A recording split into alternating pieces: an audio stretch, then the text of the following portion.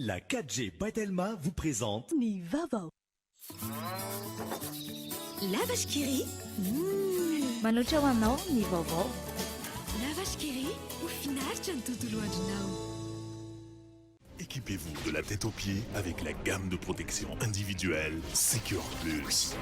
Batimax. Manolotra anao ny fampalalam-baovao.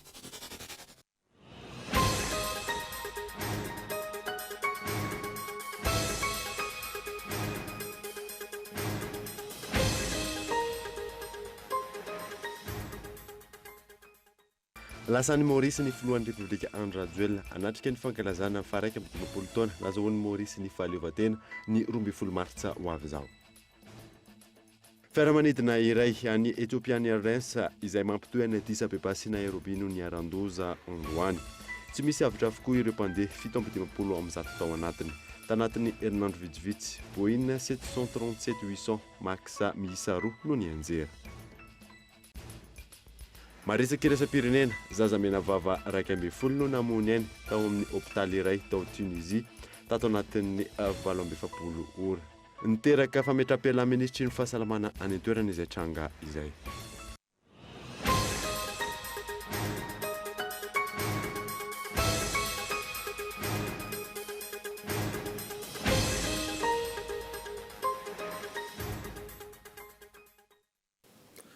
Ankafaliana indray tompoko lasy sy tompoko vavy ny tsidiana tokantrano amin'ny ity alina ity fotoana vaovao eto amin'ny Golo TV ka manasanao ary hanaraka izany hatramin'ny farany. Ny anombotsika ny vaovao dia lasa any Maurice ny filohan'ny Repoblika Andro Rajoelina anatrika ny fankalazana ny faraiky amin'ny 10 taona nazahoan'ny Maurice ny fahaleovantenany ny 12 martsa ho avy izao. Michela Nanartso. Androany no nanaingany amin'ny nosy Maurice ny filohan'ny Repoblika mivady miaraka amin'ny delegasiona tarihany ary ny gadona tany an-toerana tokony ho tamin'ny 3 ora ariva. Fivoahana tandrazana faharoa no toto-saina taoriana nalany azy ho filohan'ny Repoblika. Ity fariny izay nasaina manokana na invité d'honneur amin'izao fanamariana ny faraiky amin'ny 10 taona nahazoan'ny Maurice ny fahaleovantenany ny 12 martsa izao. Nanatanteraka fihaonana amin'ny filohan'ny Repoblika mpisolo-toerana any Maurice Barlaine Viapouri ny tenany. Taorian'izay kosa no nanatanteraka ny lanonana fambolena bois dentelle atao amin'ny zaridaina lapan'ny réduit. Ny ariva kosa raha ny angom-baovao hatrany dia noraisy ny Praiministra Lefitry Maurice ny filohan'ny Repoblika Malagasy mivady. Raha tsy ahivina ny sehatry ny varotra, ny indostria sy ny kolotsaina no isan'ny manamarika ny fiaraha-miasa eo amin'ny Madagasikara sy Maurice. Raha ny fantatra, amin'ny Champ de Mars no tanteraina ny fankalazana ny faraiky amin'ny 10 taona nahazoan'ny Maurice ny fahaleovantenany ny 12 martsa izao. Aorian'izay, isy ny fitsidiana sity miisa 2 izay lasa patrimoine mondial any an-toerana. Ny alarobia 13 marsa kosa no ialan'ny Maurice ny delegasiona malagasy tarihan'ny filohan'ny Repoblika mivady. Aorian'izay no fantatra fa ihaona amin'ny filohan'ny pirenena frantsay Emmanuel Macron ny filohan'ny Repoblika malagasy. Fihaonana izay ho tondi-saina any Nairobi, Kenya. Fananatsarana ny sehatry ny fitakiana hitra no isan'ny fanotra goavana amin'ny fampandrosoana ny tanàna. Ilaina aseho an'ny vahoaka ny tamberina andraikitra sy ny fitantanana mangarara ny volam-bahoaka ho ny ben'ny tanàna ny Mahajanga. Fanadiny Yves Richard. Loharanom-bola azy trandrahina amin'ny fizakan'ny tena rabola sy ny fampandrosoana ny tanàna ny fanatsarana ny sehatra ny fandoava-ketra sy ny fametrahana ny mangarara amin'ny fitantanam-bolam-bahoaka hoy ny ben'ny tanàna ny Mahajanga. Tamin'andray fahefana izay dia vinavinanay dia voalohany 30 isanjato ny mponina fotsiny no mandohetra. Io 30 isanjato ny miditra mandohetra io 30 isanjato ihany koa no tafiditra amin'ny kitapom-bolam-panjakana fa 70 isanjato ny vola io dia very avokoa. Amin'izao fotoana izao zay dia matsapa hoe manomboka mivadika ny tendance, izany hoe mananika ny hoany amin'ny 70 isanjato ny mponina no mandohetra, izany hoe mbola betsaka ny tokony andoha, fa kosa ilay 30 isanjato ny tafiditra no novanay ka mananika ny 90 isanjato ny vola alohan'ireo 70 isanjato ireo no vinavinanay tafiditra ara-dalàna amin'ny kitapom-bolam-panjakana. Mitaky fanatsarana sy fanadiovana fomba fiasa avy amin'ny mpitantana arak'izany, ny fanatsarana ny sehatry ny fitakiketra sy ny fampandrosoana. Efa mananika ny 700 tapitrisa ariary ny petrabolan'ny komuna Mahajanga Efa taona tateoriany nandraisany be ny tanàna ny fahefana. Lalana telo mamakivaky ny fokontany no vita tamin'ny teti-bola ny komuna madiodio. Mizotra araka ny tokony ho izy ny fandoavana ny karama-mpiasa ary efa andalana ny fandraisan'ireo mpiasa ECD ho mpiasa raikitra. Fa ny taniana mipetraka ny hoe aiza ho aiza ny komuna ny Antananarivo renivohitra manoloan'izany. Ny komuna izay manana olona, tsena sy fidiram-bola samihafa raha mitaha amin'ny Mahajanga, ny tamin'ny mpandoava-ketra marina ve no ambany, sa ny vitantanana ny Clodoka sy mamofopofona kolokoloka tsy nafana na mpandroso ny tanàna ny Antananarivo. Fa fiaramanidina iray any Ethiopian Airlines izay mampitohy Addis Abeba sy Nairobi no niaran-doza tamin'ity androany ity. Tsy misy avotra ireo mpandeha 750 tao anatiny. Tato anatin'ny herinandro vitsivitsy, Boeing 737-800 Max miisa 2 no nianjera. Fanantina. Boeing 737-800 Max an'ny kompania pitaterana Ethiopian Airlines izay mampitohy Addis Abeba sy Nairobi no nianjera androany maraina izay nitondra olona 570 ka mpandeha ny 770 amin'izany ary ekipage ny 8. Mitsinjara teratany 230 ary tsy misy avotra avokoa raha nitatitra ny mpitondra tenin'ny kompania. Raha nitatitra hatrany 230 ny Ethiopiana tao anatin'izany 70 kanadiana, 8 sinoa, 8 amerikana, 8 italiana, 7 frantsay, 7 britanika, 9 egyptiana, 10 néerlandais, 4 indiana ary slovak no 4 ihany koa. Tamin'ny 8 sy 7 minitra ora tany an-toerana no niainga ity fiaramanidina ity ka 9 minitra taty aoriana tsy nahenona nininona intsony ary fantatra fa nianjera 12 kilometatra atsimo atsinanan'ny Addis Abeba.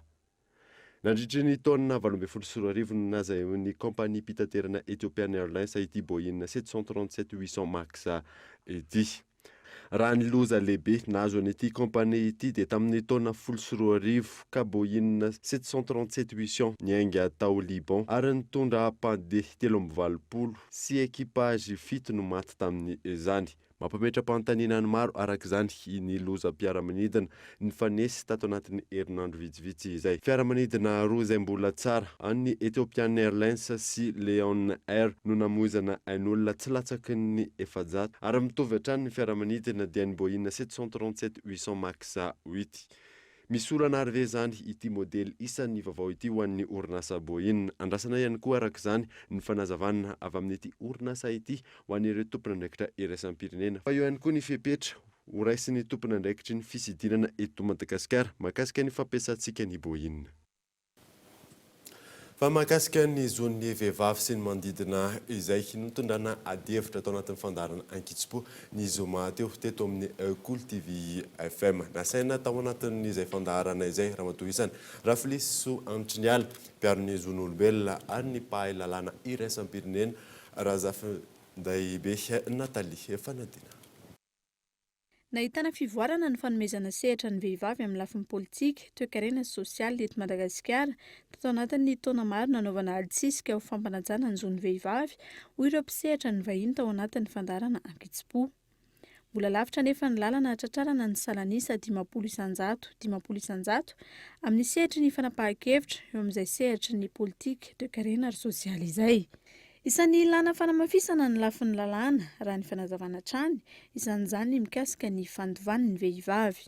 Efa fantatsika efa ela dia ela ireo lalàna ireo, izany hoe efa tsy dia mifanaraka amin'ny zava-misy intsony izay mila fanatsarana sy fanovana mba tsaratsara bebe koa ny firenena malagasy. Ny fandovana raha ny tena marina dia tsy tokony hisy mihitsy sakana ny anovana an'izany lalàna izany fa mila volonté politika foana izay moa no lazaiko ary azo atao tsara ny manova lalàna fa kosa dia tsy maintsy mifanaraka amin'ny lalàna fototra. Eo amin'ilay fahafatesan'ilay rangahy marina tokoa hoe any amin'ny fahavalo ny toerantsika vehivavy zany raha sanatria misy an'izay resaka hoe fahafatesana izay ny zanany moa no mandeha voalohany mbola mandeha aloha ndray tapo ary tantara mampalahelo izy io indraindray misy ray tapo moa tena hoe tsy mifankaty dia tena olona tsy fandevy maty ozy ny fitenin'ny gasy zay na tsy mifampiteny mihitsy dia maty nefa le olona mpanambola be anankiray dia iza mandovana azy tsy nananjanaka le olona dia le kaitapo tena hoe tsy niraran'le olona mihitsy nanarary teo izy na najamba teo izy tsy nitantaniny sy ny maro samihafa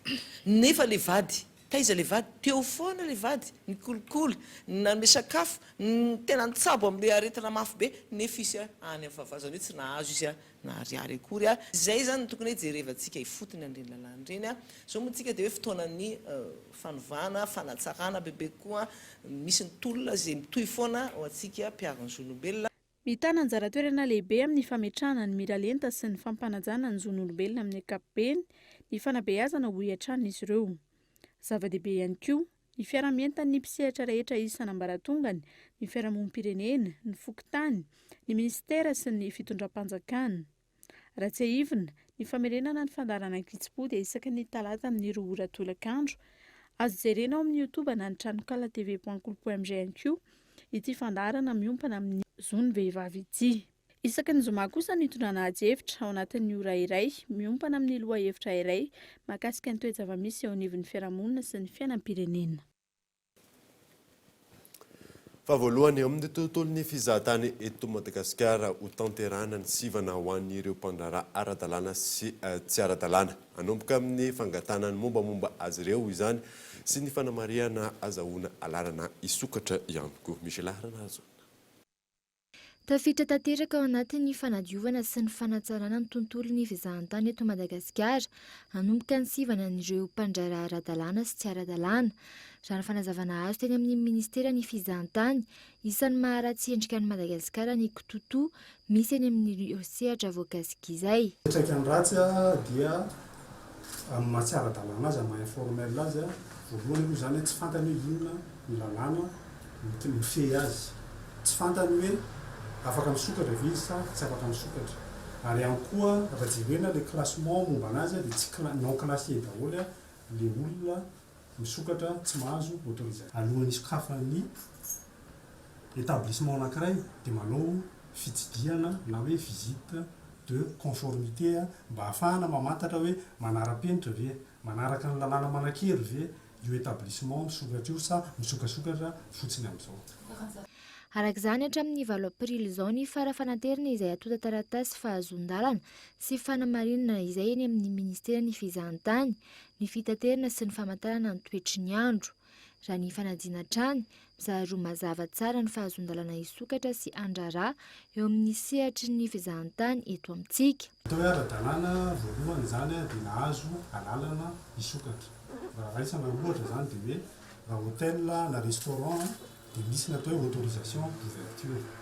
Raha ohatra indray izy ny VPT izay misy ny atao hoe licence, misy ny atao hoe licence A, misy ny atao hoe licence B, misy ny atao hoe licence C. Licence B ho an'ny tour opérateur na voyagiste, licence C ho an'ny entreprise de voyage et de location de voiture na activité touristique spécialisée. Zay zany le fahazon-dalana angatahana. Marihana fa raha fitinina le izy dia roa ihany karazana fahazon-dalana misy atao ministère du tourisme. Ao ny atao hoe agrément izay ahitana ny avis préalable sy ny autorisation d'ouverture. Ao ihany koa ny ahitana ny licence ho an'ireo entreprise de voyage. Voakasika ity fepetra vaovao ity ireo rehetra tafiditra ao anatin'ny tontolon'ny fizahan-tany. Ohatra amin'izany ny trano fandraisam-bahiny, ny agence de voyage, ireo mpiseradis sy ireo maro hafa. Raha tsy haivina tanjona lehibe no hotratrariny Madagasikara ao anatin'ny 5 taona, fampitomboana ny isan'ny mpizahan-tany tonga ho 10 mihitsy. Tonga eto amin'ny fotoanany dokavarotra isika aoriana izay natantsika ny fandraisana andraikitra ny lahavavy eto Madagasikara. Eo ihany koa mahakasika ny fanovana ao anatin'ny fandarana Instafan manomboka rampitso. Rehefa avy eo.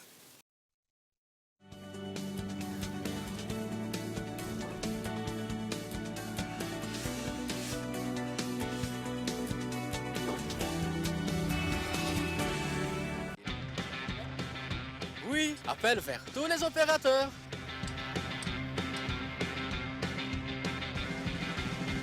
Oui, appel à l'international inclus. Oui, mes SMS, je ne les compte plus.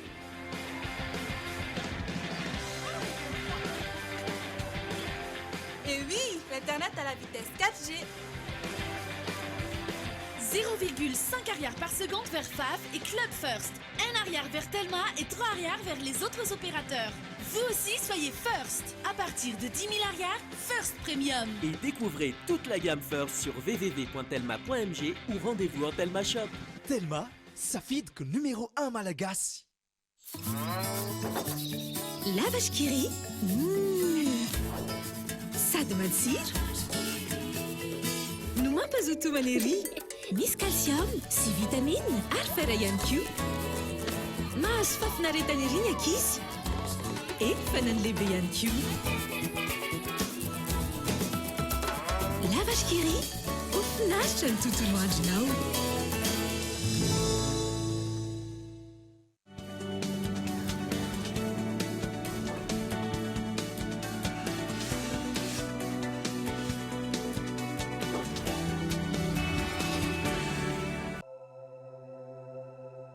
Au départ, j'ai rencontré une femme dans le train. Élise. Franck. C'est un nom horrible. Oui, mais c'est le mien. On pourrait vous en trouver un autre. D'accord. C'est bizarre. J'ai l'impression que ces deux types là derrière nous observent. Je crois que vous avez raison. Ah ouais? Non. Franck! Venez avec moi. Élise Ward et son mari. Faites comme chez vous.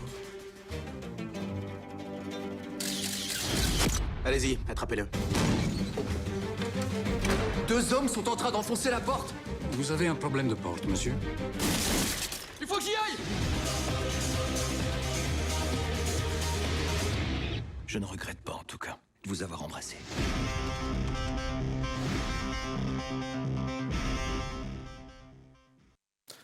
Mivena eto amin'ny fampahalalam-baovao isika. Vitsy ny tanora mbola mitana ny soatoavana sy ny fahendrena malagasy. Tsy ampy ihany koa ireo mivohy ny hevitra sy toe-tsaina modely fakataka eny anivon'ny fiarahamonina eny.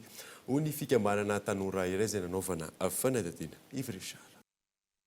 Lasa henatra eny anivon'ny fiarahamonina malagasy, indrindra fa ny tanora ny fitanana ireo soatoavana sy fahendrena malagasy, napetraka ny taolo hatray.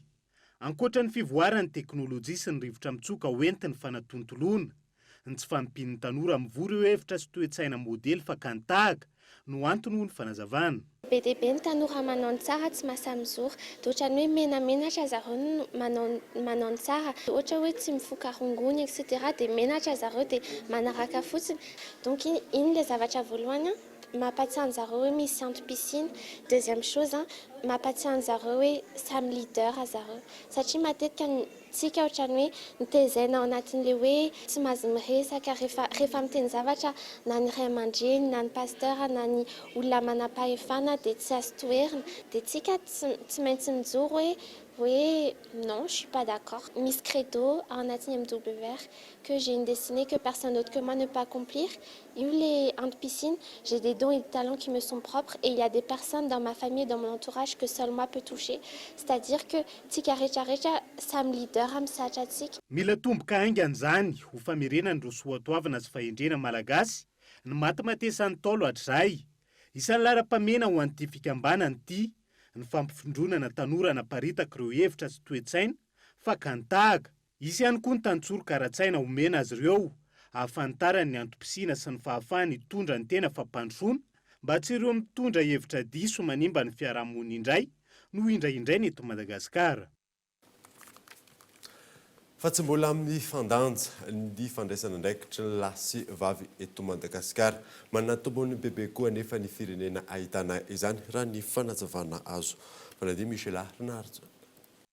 Samy manana ny heviny ireo tanora nanaovana fanadihadiana ny amin'ny fandraisana andraikitry ny lehilahy sy ny vehivavy eo amin'ny fiarahamonina. Ny tokony mbola anoana ny lehilahy ny vehivavy amin'ny sehatra rehetra raha eto Madagasikara amin'ny sehatra rehetrarehetra na arak'asa na ara-tsosialy na ara-tokantrano ho fampandrosoana ny firenena satria ara-tokantrano izy misy zavatra mbola tsy vita, misy zavatra ao an-tokantrano misy zavatra asa ataon'ny vehivavy tsy vitan'ny lehilahy dia toy izay konko ny any amin'ny fiarahamonina misy zavatra mbola tsy vitan'ny lehilahy dia ho fampandrosoana ny firenena indray satria chacun son énorme potentiel ny zavatra tsy vita ny zavatra ataoko mety tsy ho vita ny ary ny vitany mety tsy ho vitako dia izay no mahasamihafa an'ilay izy. Les hommes devraient aussi être impliqués dans l'éducation sexuelle de Raha ny hitanay ny vehivavy irery ihany no mandray andraikitra amin'ny fampianarana ny zanany, ohatra amin'ny resaka fanabeazana ara-pananahana, aiza ny lehilahy, izany anefa dia andraikitry ny ray aman-dreny lahy sy vavy. Une question, c'est pas seulement pour les femmes. Raha antotanisy avy amin'ny Instat, 5,3 ny mponina malagasy no vehivavy, raha toa ka 7,7 ny lehilahy. Raha ny zava-misy eto amin'ny firenena, mbola vitsy ny vehivavy manana andraikitra ambony ary manapa-kevitra. Fa nohatra amin'izay kosa nefa ny eny amin'ny fiarahamonina sy ny tokantrano, raha ny fanazavana, ny vehivavy no mandray andraikitra bebe kokoa mihoatra ny lehilahy. Ny fahitanay ny zava-misy raha ny eto Madagasikara satria izahay mpilatsaka an-tsitrapo dia vitsivitsy kokoa ny lehilahy no manolo-tena amin'izay fampandrosoana ny firenena izay. Amin'ny lafiny rehetra le resahana eto, ny olombelona nefa misy ny lahy dia misy ny vavy, izany hoe tokony fanampiny ny lahy anampy ny vavy ary ny vavy anampy ny lahy. Tafiditra tao anatin'ny fankalazana ny andro iraisan'ny pirenena ho an'ny vehivavy, nisy ny atrikasa no tanterahana tetsy Ampefloha na ahafahana nanazava ny mahazava-dehibe ny firenena iray, ahitana ny fitovian'ny fandraisana andraikitry ny lehilahy sy ny vehivavy ho fampiroboroboana ny fiarahamonina. Fa izy fanovana ny fandarana Instafeuna eto amin'ny Cool TV manomboka arampitso tamin'ny alalan'ny fangatahany mpijery sy tafiditra ao anatin'ny fanatsarana nentina nandrafetana izay fanovana izay miantarandrana. Tafiditra anatin'ny fanavaozana sy ny fanatsarana ny fandarana eto amin'ny Cool TV. Izy fanovana ny fandarana Instafeuna manomboka arampitso fa 1 ny volana Martsa. Satria moa zany vaovao ny taona dia nisy ihany koa fanavaozana teto amin'ny fandarana Instafeuna, ao anatin'izany ny haingon-tsehatra sy ny sarisary maro isan-karazany fa indrindra eo amin'ny firafitry ny fandarana. Atao hoe nisy nanampiana kely zany nisy nanampiana kely tany anatin'ny lalaotany zany rehetra zany dia hitondrana fafinaretana ho an'ireo mpandray anjara ato anatin'ny plateau sy ihany koa ireo mpanaraka any amin'ny fahitalavitra eto amin'ny fahitalavitra Cool TV dia misy ohatra ny dingana mbola 3 hatrany, mbola eo hatrany ny le désordre, ny paroles cachées, ny face à face, fa ao antsefatsefan'izay fotsiny no misy karazakarazany nampipiana kely, mabitabitaka kely amin'izay rehefa manaraka hatrany ny fandarana Instafeuna. Zany hoe tamin'ny akabeany zany ilay tsy dia hoe niova loatra fa nampiana kely fotsiny ao fanatsarana. Nareo tany tokantrano ihany no nangataka an'ireny dia nizahanay izay hanatsarana trany ny fandarana satria efa saison faefatra tsika izao. Dia manomboka arapitso io fiovana lehibe io zany manomboka amin'ny Enora aza adinoana zay eto amin'ny Cool TV ihany ny famerenana amin'ny etoandro dia tsy adinoana ihany koa fa tony mahazatra misy hatrany. Zany hoe amin'ny Enora ariva ilay fotoanantsika ny fandarana Instafeuna hitanao eto amin'ny Cool TV ny alatsinainy hatramin'ny zoma dia aza misaraka hatrany miara-milalao aminay eto fahitalavitra Cool TV. Isan'ny fanovana anatin'izany ny sy ny antsoina hoe jeu décisif ao amin'ny désordre sy ao amin'ny les paroles cachées. Lasa 3 ihany koa ny joker ao amin'ny face à face. Fanatsarana sy fanomezana fahafampony mijery sy mpanaraka ny fandarana ny tanjona amin'ny fanaovana ity, tsy miova kosa ny ora fandehanan'ny fandarana sy ny famirina.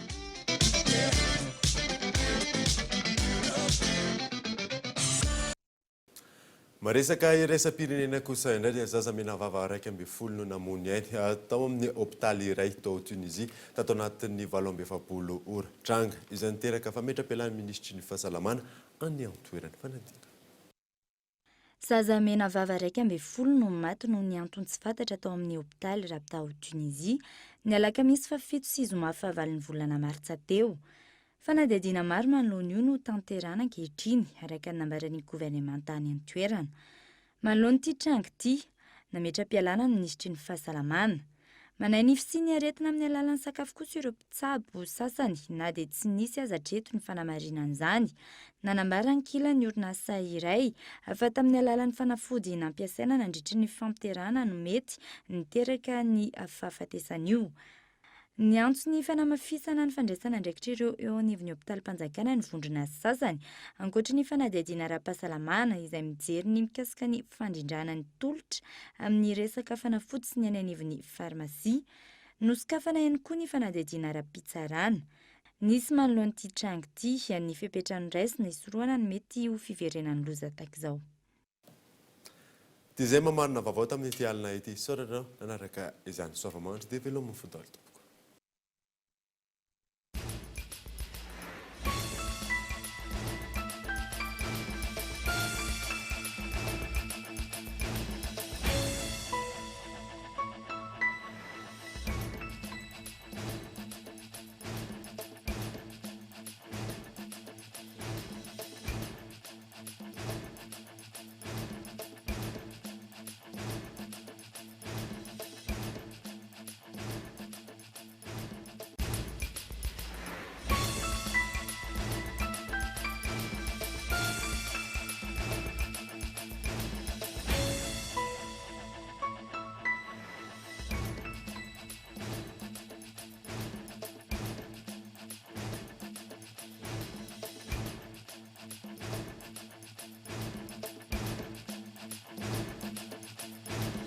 La 4G Batelma vous a présenté Ni Vavao.